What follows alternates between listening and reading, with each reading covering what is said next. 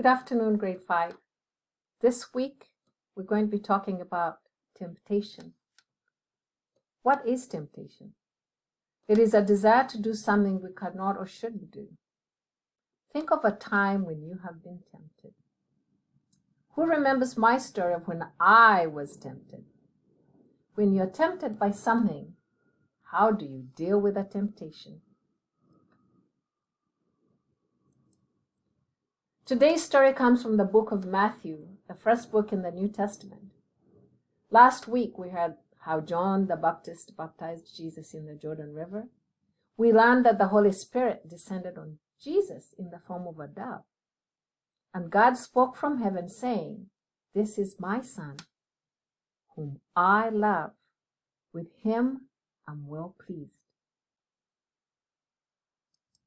So friends, the story this week is the temptation of Jesus.